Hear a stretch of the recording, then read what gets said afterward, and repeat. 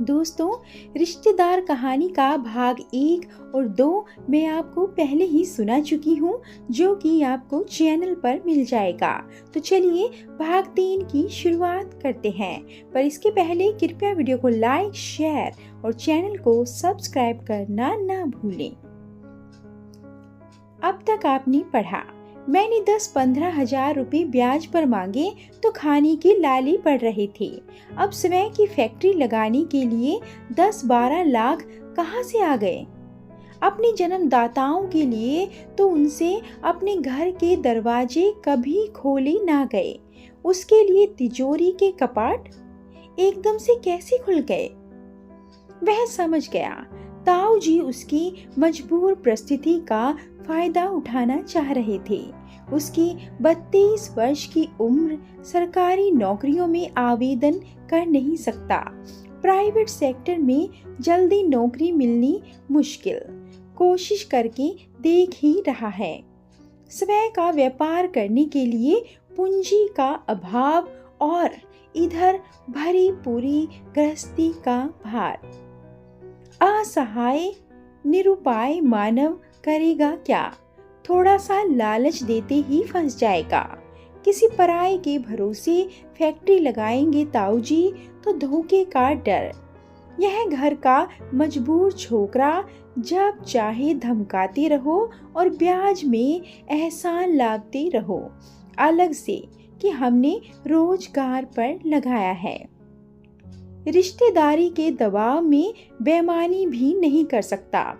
इससे बेहतर मजबूर कर्मयोगी गधा, स्वामी भक्त कुत्ता कहाँ मिलेगा? 24 घंटे खटे भी और विरोध में चूं भी ना करे। ताऊ जी की ऐसी क्षुद्र, ओछी, स्वार्थी योजना पर वह तड़प उठा। ताऊ जी का एक पुत्र आसाम में था, दूजा विदेश में। आसाम वाले के पुत्र पढ़ रहे थे। मानव 45 वर्ष मेहनत कर फैक्ट्री का काम जमाता, ये बच्चे बड़े हो जाते। पोतों के तैयार होते ही मानव की मेहनत से जमा जमाया व्यवसाय पोतों के हवाले हो जाता और मानव को लात मारकर बाहर कर देते। उस ढलती उम्र में मानव पुनः आरंभ करता अपनी 12 खड़ी नए सिरे से। इत्तेफाक से उसी दिन बाजार में राजन मिल गया। बातों बातों में उसने बतलाया, पिछली रात उसके पिता यानी के मानव के चाचा जी के पास ताऊ जी का फोन आया था। कह रहे थे, मानव तो ठन ठन गोपाल है, उसे लाइन पर लगाने के वास्ते कारखाना डाल रहे हैं। सुनते ही मानव अवाक रह गया। ताऊ जी अब रिश्तेदारों में ढोल पीटते रहेंगे? मानव को लाइन पर हमने लगाया? उसका मन आक्रोश से भर उठा। जब सारी मेहनत मुझे ही करनी है तो ताऊ जी के कारोबार के लिए क्यों करूं? बैंक से कर्जा ले स्वार्थ के लिए क्यों ना करूं? उसने उसी समय राजन से चर्चा की। राजन मार्गदर्शन करने के लिए सहर्ष राजी हो गया। इसी सिलसिले में मानव 2 से 3 मर्तबा चाचा जी के बंगले पर गया था। आज भी गया था, मगर चाचा जी समझे मानव का चित्त भारी हो गया। ओफो, अंकिता ने उसकी उद्विग्नता शांत करनी चाहिए। क्यों इतनी गहराई से सोचते हो? चाचा जी ने बोल दिया तो बोल दिया, मत जाना अब उनके घर। और भी रिश्तेदार हैं, उनसे पूछकर लोन की व्यवस्था हो जाएगी। नहीं अंकिता नहीं, वह व्यथित हो गया। अब किसी रिश्तेदार के घर जाने की इच्छा नहीं होती। अरे तो क्या सभी रिश्तेदार एक जैसे हैं? हाँ अंकिता, उसका स्वर भीग गया। पहले मैं ध्यान नहीं देता था, मगर अब लगता है कि मैं जिस रिश्तेदार के भी घर जाता हूँ, मुझे देखते ही वे कन्नी काटने की कोशिश करते हैं। धुक धुकी होने लगती है। उनके मन में पता नहीं क्यों आया है यह हमारे पास। कुछ उधार तो नहीं मांगना चाहता, निठल्ला कहीं का। छी!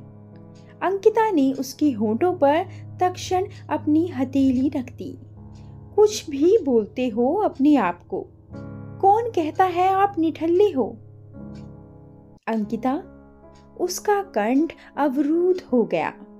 अब जब तक पुण्य काम धंधे पर नहीं लग जाता, फालतू ही तो हूं मैं। ओफो, फिर वही बात।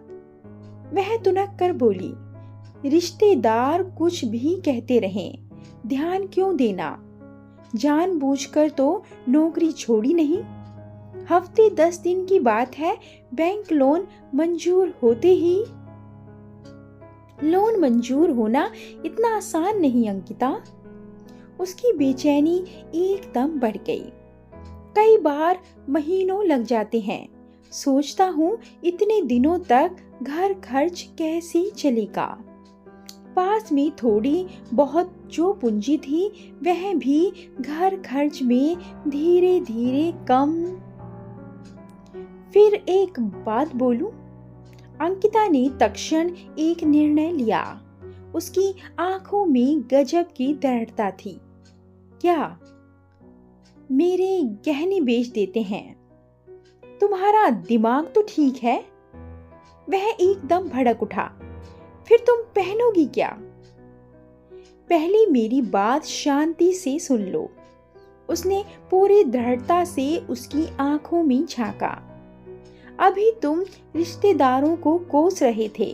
बुरे वक्त में कोई साथ नहीं देता, उल्टे मजबूरी का फायदा उठाना चाहते हैं।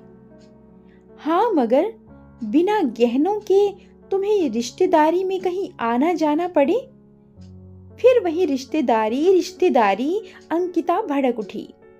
इन रिश्तेदारों में से कौन आहे वक्त में हमारी सहायता कर रहा है? उल्टे बचना चाहते हैं हमसे, हमारी छांव से। फायदा उठाना चाह रहे हैं हमारी मजबूरी का। स्कीमें बना रहे हैं हमें गुलाम बनाकर रखने की। फिर हमें क्यों सोचे इन खुदगर्ज रिश्तेदारों के बारे में? मानव गहरे ऊहापोह में फंस गया। रिश्तेदार कोई सहायता नहीं करती मानव, वे तो उल्टी तमाशा देखना चाहते हैं। हमारी मजबूरी का, हमारी बर्बादी का। उसका स्वर भर्रा गया। हमें अपनी सहायता आप करनी होगी। जरा सोचो, जब तक लोन स्वीकृति नहीं होता 4 माह 6 माह हमें अपनी जमा पूंजी में से ही घर खर्च चलाना होगा। इससे संचित पूंजी का क्या कम ना होगी? फिर लोन स्वीकृति होते ही उसके ब्याज की चिंता, किश्तों की चिंता। गहने बेच देने से पूंजी हमारी स्वयं की होगी। न ब्याज का भार, न किश्त चुकाने की चिंता। साथ ही काम हाथों हाथ शुरू हो जाएगा। अंकिता की सलाह मानव को जच गई। अंकिता रोजमर्रा में जो गहने पहनती थी उन्हें छोड़कर उसने बाकी सब गहने बेच दिए। इत्तेफाक से उसी दिन अंकिता का ममेरा भाई मयंक आ गया। उसका जनरल स्टोर था। मानव की सीमित पूंजी देख उसने मानव को सीजनल धंधा करने की सलाह दी। जुलाई का महीना आने वाला था। मयंक की राय के अनुसार मानव बच्चों की कॉपी किताब बस्ते इत्यादि ले आया। अगले महीने रक्षाबंधन पर राखियां, फिर दीपावली पर दिसंबर में ग्रीटिंग कार्ड्स, होली पर पिचकारियां। छोटी पूंजी होने के कारण मानव को सीजनल धंधे खूब रास आए। मयंक की सलाह मान मानव रोजमर्रा की गृह उपयोगी वस्तुएं भी रखता। मयंक के कारण उसे महीने भर की उधारी में भरपूर माल मिल जाता। पूंजी की उसकी समस्या पल भर में हल हो गई। उसकी गाड़ी चलने लगी अपने दम पर, अपनी बिछाई पटरियों पर। दोस्तों, कहानी कैसी लगी कमेंट करके अपने विचार जरूर बताएं और ऐसी अधिक कहानियों के लिए कृपया वीडियो को लाइक, शेयर और चैनल को सब्सक्राइब करना ना भूलें। धन्यवाद।